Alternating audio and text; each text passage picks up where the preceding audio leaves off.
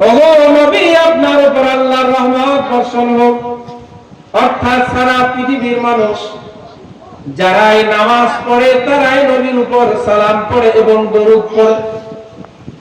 এখন কেউ যদি বলে ও ব্যক্তি হাফিজুর রহমান দরুদ সালাম পড়ে না, তার থেকে মিথ্যাবাদী পৃথিবীর ইতিহাসে আর পাওয়া যায়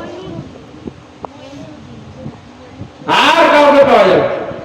যদি কেউ বলে, ওলামায়ে কেরাম এমনও লিখেছেন আসরের 4 রাকাত নামাজ, ইশার আগের 4 রাকাত নামাজ যেটা সুন্নতে জায়েদা বলা হয়, সুন্নতে গায়র মুআক্কাদা, এই নামাজগুলিতে দ্বিতীয় রাকাতে আত্তাহিয়াতের পরে দরুদ পড়া উত্তম। এটা হচ্ছে মাসলা। কিন্তু আরো যে 12 রাকাত সারা দিনে আপনার যেটা সুন্নতে মুআক্কাদা আছে, যোহরের আগে 4 রাকাত, পরে 2 রাকাত, মাগরিবের পরে 2 রাকাত, ইশার পরে 2 রাকাত, ফজরের আগে 2 রাকাত, যেটি হচ্ছে মোট 12 রাকাত সুন্নতে মুআক্কাদা। এই সুন্নতে মুআক্কাদায় যদি কেউ আত্তাহিয়াতের পরে আবার দ্বিতীয় রাকাতে দরুদ পড়ে ফেলে, সেক্ষেত্রে তাকে সহসিত করবে। সুন্নতে গায়র মুআক্কাদাতে দরুদ পড়াটাকে উত্তম বলা হয়েছে। তাহলে এই ধরনের বিতর্কিত কথাবার্তা বলে কি হচ্ছে, বর্তমান সময়ে মুসলিম সমাজ বিভাজনের সৃষ্টি হচ্ছে, মুসলিম সমাজ বিভক্ত হচ্ছে, মুসলিম সমাজ একজন আরেকজনের প্রতি ঘৃণা সৃষ্টি হচ্ছে। আজকে একজন মুসলমান আরেকজনকে খারাপ মনে করছে, এই যে এই সমস্ত দলাদলির কথাবার্তা বলে। কিন্তু বাস্তবে যদি আমরা একেবারে ইসলামের মানে ভালোভাবে আমরা গবেষণা করি, রিসার্চ করি, তাহলে দেখতে পাবো পৃথিবীর কোন মুসলমান এমন নেই যে নবীর উপর দরুদ সালাম পড়ে। পড়তেই হবে, না পড়ে উপায় নেই। নবীজি সাল্লাল্লাহু আলাইহি সাল্লাম বলেন, যে ব্যক্তি আমার উপর দরুদ পড়া ভুলে গেছে সে যেন জান্নাতের রাস্তা ভুলে গেছে, জান্নাতেই যাওয়া যাবে। তাই উলামায়ে কেরাম লিখেছেন, সারা দিনের দুবেলা, সকাল বেলায় 100 বার দরুদ, বিকাল বেলায় 100 বার দরুদ পড়াটা যদি কোনো মানুষ নিজের এটা দায়িত্ব মনে করে পড়ে, তো আল্লাহর রাসূল সাল্লাল্লাহু আলাইহি সাল্লাম কিয়ামতের দিনে তার জন্য সুপারিশ করবেন। সুবহানাল্লাহ। মুসলমান ভাইরা আমার চাচারা, কোরআনে কারীমের মধ্যে আল্লাহ রাব্বুল আলামিন একটা আয়াত নাযিল করেছেন। 3 নম্বর পারা সূরা আল ইমরানের আয়াত, একেবারে প্রসিদ্ধ আয়াত। প্রসিদ্ধ আয়াত, সবাই শুনেছি, আমরা সবাই জানি কি আয়াত। আয়াতটা প্রসিদ্ধ, কিন্তু তার তরজমা, তার ব্যাখ্যাটা অধিকাংশ মানুষ ভুল করে। আয়াতটা কি? কুল ইন কুনতুম তুহিব্বুনাল্লাহ ফাত্তাবিউনি ইউহিব্বুকুমুল্লাহ। ওগো আমার রাসূল, আপনি মুমিনদেরকে জানিয়ে দেন, তারা যদি আমি আল্লাহর ভালোবাসা পেতে চায় তাহলে তারা যেন আপনার অনুসরণ করে, আপনার ইত্তেবা করে। হ্যাঁ, কি করে? ফাত্তাবিউনি, ফাত্তাবিউনি, ইত্তেবা করা। তারা যেন আপনার অনুসরণ করে। আপনি যেভাবে বলেছেন, শুয়েছেন, চলেছেন, কথাবার্তা বলেছেন, খেয়েছেন, পান করেছেন, সেইভাবে তারা যেন জীবনযাপন, নিজের জীবনটাকে করে। তাহলে কি হবে? আমি আল্লাহ তাদেরকে ভালোবাসবো। এখানে তরজমাটা অধিকাংশ সময় ভুল করা হয়। কি? ওগো রাসূল, আপনি জানিয়ে দিন, সারা পৃথিবীর মানুষকে আপনি জানিয়ে দিন, তারা যদি আল্লাহর ভালোবাসা পেতে চায় তাহলে তারা যেন আপনি মুহাম্মদ সাল্লাল্লাহু আলাইহি সাল্লামকে ভালোবাসে। এই যে তরজমা বলতে, ফাত্তাবিউনি, তারা যেন আপনার অনুসরণ করে। তাহলে কি হবে? আল্লাহ বলেন, প্রাইজ হিসাবে আমি কি দেব? তুমি আমার বন্ধুর অনুসরণ করলে আমি তোমাকে প্রাইজ দিব। সরকারের কোন কর্মচারী যদি ভালো কাজ করে থাকে, সরকার তাকে প্রাইজ দেয়, দেয় কি দেয় না? দেয় কি দেয় না? মাস্টার, একটা ছাত্র যদি ভালো রেজাল্ট করে, মাস্টার তাকে প্রাইজ দেয়। আল্লাহর বান্দা যখন ভালো রেজাল্ট করবে, আল্লাহর বান্দা যখন রাসূলুল্লাহ সাল্লাল্লাহু আলাইহি ওয়াসাল্লামের অনুকরণ করবে, আল্লাহ পাক বলেন, আমার বান্দারে, আমি আল্লাহ রাব্বুল আলামিন তোকে কয়েকটা প্রাইজ দিব। তার মধ্যে একটা প্রাইজ হলো ইউহিব্বুকুমুল্লাহ, আমি আল্লাহ রাব্বুল আলামিন নিজে তোকে ভালোবাসবো। এক নাম্বার কাজ, তুমি আমার রাসূলের অনুসরণ করবে, আমি আল্লাহ নিজে তোমাকে ভালোবাসবো। দুই নাম্বার কাজ, আল্লাহ বলেন ওয়া ইয়াগফির লাকুম যুনুবাকুম।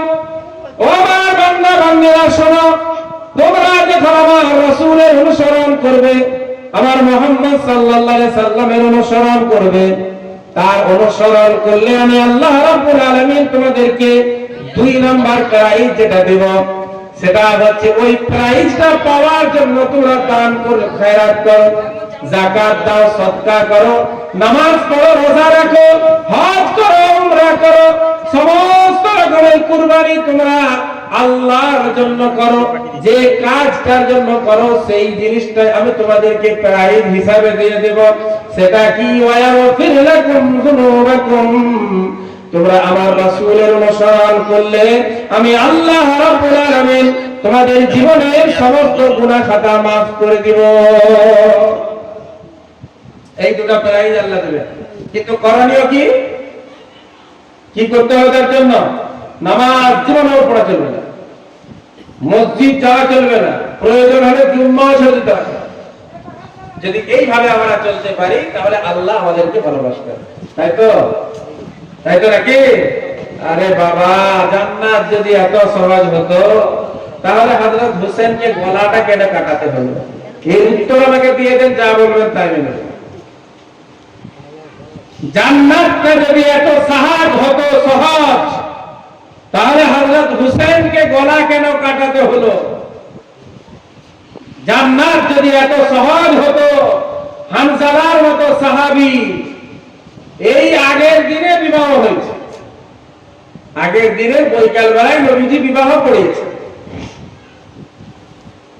প্রথমে আমি একটা কথা বলে নিয়েছি, কোন দলাদলি নাই, কোন মতবিরোধ নাই, লাভ কিছু নেই, লাভ কিছু নেই, সিলসিলার বয়ান করে লাভ কিছু নেই। সমাজ উপকৃত হবে না, সমাজের উপকার হবে না, বরং সমাজ এলোমেলো হবে, মুসলমান বিভক্ত হবে, দলাদলি হবে, পাবে না কিছু। এজন্য এই ধরনের বয়ান বক্তব্য আমি বহুত আগে ছেড়ে দিয়েছি, কয়েক বছর আগে। ও বলি না, কয়েকটি কথা কোরআন হাদিসের আলোকে বলি, যদি কারোর মনে হয় গ্রহণ করা দরকার গ্রহণ করবে, যদি কারোর মনে হয় প্রয়োজন নেই ছেড়ে দেবে।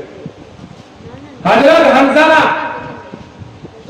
যারা আমরা মনে করেছি কোন আলেমের সাথে সম্পর্ক রাখাটাই যথেষ্ট, ইমাম সাহেবের সাথে সম্পর্ক রাখাটাই যথেষ্ট, দেওবন্দ মাদ্রাসায় ঘুরতে গিয়ে সেখানে আলেম ওলামাদের সাথে মুসাফা করে নেওয়াটাই যথেষ্ট, 3 দিনের জামাতে চলে যাওয়া, 40 দিনের জামাতে চলে যাওয়া, বছরে একবার 4 মাস লাগিয়ে দেওয়াটাই যথেষ্ট, বছরে 2-1 বার গাড়ি করে ফুরফুরা শরীফ ওই হুজুরদের সাথে মুসাফা করে নেওয়াটাই যথেষ্ট। তাহলে আপনাকে আমি প্রশ্ন করছি, উত্তর দিন। হযরত হানজালার মতো একজন সাহাবী, নবীজির সাহাবী, নবীজি যার বিবাহ করিয়েছেন আসরের সময়, বৈকাল বেলায় বিবাহ করিয়েছেন, রাত্রি বেলায় আওয়াজ হলো উহুদের যুদ্ধে মুসলমান পরাজিত হয়ে যাচ্ছে, মুহাম্মদুর রাসূলুল্লাহ সাল্লাল্লাহু আলাইহি সাল্লামকে হত্যা করা হয়েছে। যখন এই আওয়াজ সাহাবীর কানে চলে এলো, হযরত হানজালা আর থাকতে পারলেন না, সঙ্গে সঙ্গে তলোয়ার নিয়ে বেরিয়ে গেছেন। বিবি পেছন থেকে আওয়াজ দেয়, হানজালা। হযরত হানজালা রাদিয়াল্লাহু তাআলা আনহু বলেন, ও বিবি, তুমি আমায় ডাকছো কেন? তুমি মনে রাখো, তুমি আমায় যতই বাড়িতে রাখার চেষ্টা করো, ডাক দাও, আমি জিহাদে যাওয়ার যে সংকল্প করেছি, ইরাদা করেছি, আমাকে ইরাদা থেকে কেউ ফিরিয়ে রাখতে পারবে না। বিবি তখন উত্তরে বলল, হানজালা, আমি আপনাকে যুদ্ধে যাওয়া থেকে বিরত রাখার জন্য আওয়াজ দিই নাই, বরং এজন্য আওয়াজ দিয়েছি, আপনার এই সবেমাত্র বিবাহ হয়েছে, একটা রাত মাত্র অতিবাহিত হয়েছে, আপনি যুদ্ধের ময়দানে যাচ্ছেন, হয়তো বিবির মহব্বতের কারণে আপনি জিহাদের ময়দানে একটু সাইডে সাইডে থাকতে পারেন, যে আমি বেঁচে থাকবো, আবার বিবির সাথে সাক্ষাৎ হবে, এটা হয়তো আপনার মনোভাব হতে পারে। তাহলে শুনে রাখুন, আমি আপনার বিবি বলি, আমি এটা চাই না যে আপনি বেঁচে আবার আমার কাছে ফিরে আসুন, আমি এটা চাই না। বরং আমি চাই আপনি শাহাদাত বরণ করুন, কাল কিয়ামতের দিন আল্লাহ রাব্বুল আলামিনের দরবারে আমি একজন শহীদের বিবি হয়ে আল্লাহর দরবারে উঠতে চাই। আমি শহীদের বিবি হয়ে উঠতে চাই কিয়ামতের দিন। যুদ্ধে চলে গেছে হযরত হানজালা, যুদ্ধ করতে করতে কাফেরদের দলকে একেবারে চিরতে চিরতে মাঝখানে পৌঁছে গেছেন। হযরত আবু সুফিয়ান তখনও পর্যন্ত মুসলমান হয়নি, তাকে হত্যা করার জন্য তলোয়ার উঠিয়েছে, পেছন থেকে কোন এক ব্যক্তি হামলা করে শহীদ করে দিয়েছে। শহীদ করে দিয়েছে। বদরের উহুদের যুদ্ধে মুসলমানদের মোট 70 জন, কেউ আবার বলে 72, 70 জন শহীদ। কতজন শহীদ? কতজন? 70 জন সাহাবা শহীদ। 68টা লাশ পাওয়া গেছে, 2টা লাশ পাওয়া যায়। নবীজি সাহাবাদেরকে বলছেন খুঁজো, 2টা লাশ খুঁজো। 2টা লাশ খুঁজা হচ্ছে। একটা লাশ হযরত আমির হামজা, রাসূলুল্লাহ সাল্লাল্লাহু আলাইহি ওয়াসাল্লামের ছোট চাচা, নবীজি যাকে সবচাইতে বেশি ভালোবাসতেন। আমির হামজা নবীজিকে এত ভালোবাসতেন, আবু জেহেল একদিন নবীজিকে কিছু কথা বলেছেন, যে কথার কারণে নবীজির মন বড় উদাস, মন বড় খারাপ, বিমর্ষ চেহারা নিয়ে বাড়িতে বসে আছেন। আমির হামজা শিকারে গেছিলেন। শিকার থেকে ফিরে আসার পর ওনার বিবি বললেন, এই আমির হামজা, তুমি তো নিজেকে বড় বাহাদুর মনে করো, নিজেকে বড় বাহাদুর মনে করো, আর আজকে তোমার এই বাহাদুরির কোনো দাম নাই, কারণ তোমার ওই এতিম ভাইপো। নবীজি কি ছিলেন? নবীজি কি ছিলেন? এতিম ছিলেন। মায়ের পেটে 6 মাস, আব্বা বিদায় নিয়েছে। তা আপনার ওই যে এতিম ভাইপো, আজকে আবু জেহেল তাকে রাস্তার মধ্যে ধরে এমন সব কুমন্তব্য তার ব্যাপারে করেছে, আপনার ভাইপোর মন বড় খারাপ। আমির হামজা বলে, আমি আর পানি পান করব না। সঙ্গে সঙ্গে আবু জেহেলের কাছে বেরিয়ে গেছে। কোথায় আছে আবু জেহেল? দেখলো আবু জেহেল শত শত মানুষের মাঝখানে বক্তব্য রাখছে। ওই মানুষগুলির মক্কার কাফেরদের প্রতিনিধি হিসাবে বক্তব্য রাখছে। আমির হামজা রাদিয়াল্লাহু তাআলা আনহু হাতে ধনুক ছিল, তীর ধনুক। ওই ধনুক নিয়ে ভাইপোর বদলা নিয়ে নবীজি সাল্লাল্লাহু আলাইহি সাল্লামের দরবারে উপস্থিত হয়েছেন। ইয়া রাসূলুল্লাহ সাল্লাল্লাহু আলাইহি সাল্লাম, ভাইপো, আমি তোমার প্রতিশোধ নিয়ে এসেছি। এই দেখো আবু জেহেলকে আমি মারধর করে তোমার কাছে এসেছি। নবীজি বললেন, চাচা যান, আপনি আবু জেহেলকে আমার পক্ষ থেকে মারধর করলেন, আমার প্রতিশোধ নিলেন, আমি খুশি। কিন্তু শুনে রাখুন, আপনি যদি মুসলমান হয়ে যেতেন, ইসলাম ধর্ম গ্রহণ করে নিতেন, আমি ভাইপো হয়ে আপনার এই ইসলাম ধর্ম গ্রহণে সবচাইতে বেশি খুশি হতাম। হযরত আমির হামজা বললেন, ভাইপো, তাহলে যদি আমার ইসলামে তুমি আনন্দিত হও, চলো আমাকে কলমা পড়ি। কলমা পড়ে মুসলমান হয়েছে। নবীজির ছোট চাচা, নবীজির ছোট চাচা, একদিকে আমার ভাই, একই মহিলার দুধ পান করেছিলেন চাচা ভাইপো। এই জন্য একদিকে দুধ শরীফ ভাই, আবার একদিকে চাচা। এত ভালোবাসতেন নবীজি। বদরের যুদ্ধে 2টা লাশ পাওয়া যাচ্ছে না। খুঁজে খুঁজে খুঁজে খুঁজে একটা লাশ পাওয়া গেল। আমির হামজা বুক চিরে দিয়েছে, কান কেটেছে, জিভ কেটে নিয়েছে, নাক কেটে দিয়েছে। ওই যে হিন্দা প্রতিশোধ নেওয়ার জন্য ওয়াহশী ইবনে হারাম, তাকে দিয়ে মার্ডার করিয়েছে, শহীদ করিয়েছে, সব কেটে দিয়েছে। বুক চিরে কলিজা বের করে হিন্দা চিবিয়েছে। বলেছে, আমি মালা বানিয়ে পরবো। কার চাচা? আমার চাচা নয়, আপনার চাচা নয়, ওটা বিশ্ব নবীর চাচা। জান্নাতটা যদি এত সহজ হতো, তাহলে নবীজি বলতেন ফাঁকায় ফাঁকায় থাকবে, আমি তো আছি ভাইপো, তোমাকে টেনে নিয়ে চলে যাবো, কে আটকাবে? জ্ঞানী মানুষ, পণ্ডিত মানুষ, একটু জ্ঞান দিয়ে নিজের বিবেক খাটিয়ে নিজের বিবেককে প্রশ্ন করো। যদি এইভাবে আমাদের যে মন মানি আমরা করছি, এই মন মানি করেই যদি জান্নাত পাওয়া যেত, তাহলে নবীর চাচা আমির হামজাকে শহীদ হতে হতো না। নবীজি বলে দিতেন, পাশে পাশে থাকবে, বদরের যুদ্ধে যাচ্ছে, ওদের যুদ্ধে পাশে পাশে থাকবে, মাঝখানে ভিড়ে ঢুকে যেও না, মেরে ফেলবে। আমি ভাইপো আছি তো তোমাকে নিয়ে যাবো বের করে। টেনশন কি আছে? জান্নাত তো সর্বপ্রথম আমার জন্য খোলা। সর্বপ্রথম জান্নাতের দরজা কার জন্য খোলা হবে? কথা বলেন, কার জন্য? নবীজি সাল্লাল্লাহু আলাইহি সাল্লামের জন্য। সর্বপ্রথম জান্নাতের চাবি আল্লাহ পাক নবীজির হাতে দেবেন। সর্বপ্রথম কিয়ামতের দিনে সুপারিশ তিনি করবেন মুহাম্মদুর রাসূলুল্লাহ সাল্লাল্লাহু আলাইহি ওয়াসাল্লাম। সর্বপ্রথম আল্লাহ পাক কিয়ামতের ওই ভয়াবহ দৃশ্যের পর যাকে সর্বপ্রথম জ্ঞানে ফিরবেন তিনি হবেন মুহাম্মদুর রাসূলুল্লাহ সাল্লাল্লাহু আলাইহি ওয়াসাল্লাম। সর্বপ্রথম আল্লাহর সামনে দাঁড়িয়ে কথা বলার সাহস যিনি করবেন তিনি হবেন মুহাম্মদুর রাসূলুল্লাহ সাল্লাল্লাহু আলাইহি ওয়াসাল্লাম। তাহলে কটা লাশ হলো? 69টা লাশ হয়ে গেল। এখনো কিন্তু একটা পাওয়া যায়নি, একটা পাওয়া যায়নি।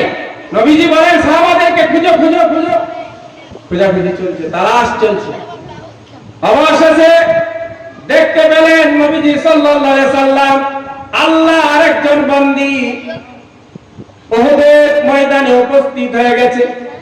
নবীজি সাল্লাল্লাহু আলাইহি সাল্লামকে লক্ষ্য করে বলে, ও আল্লাহর রাসূল সাল্লাল্লাহু আলাইহি সাল্লাম, আপনি হয়তো আমাকে চিনতে পারছেন না। ও আল্লাহর রাসূল সাল্লাল্লাহু আলাইহি সাল্লাম, আপনার হয়তো মনে আছে কালকে বৈকাল বেলায় আপনি একটা বিবাহ পড়িয়েছিলেন। নবীজি বলেন, হ্যাঁ বিবাহ পড়িয়েছিলাম।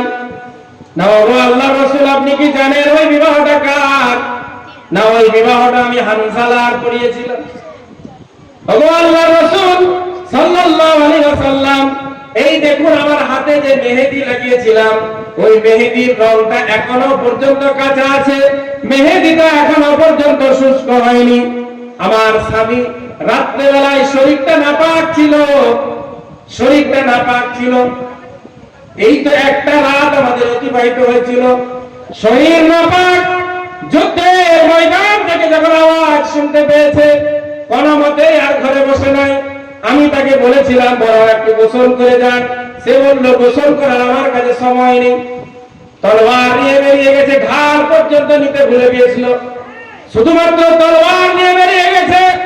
ইয়া রাসূলুল্লাহ সাল্লাল্লাহু আলাইহি সাল্লাম, আমি আপনাকে শুধু এতটুকু কথা বলতে এসেছি, আমি জানি যারা আল্লাহর রাস্তায় শহীদ হয় তাদেরকে বিনা গোসলে রক্ত মাখা কাপড়ে দাফন করা হয়।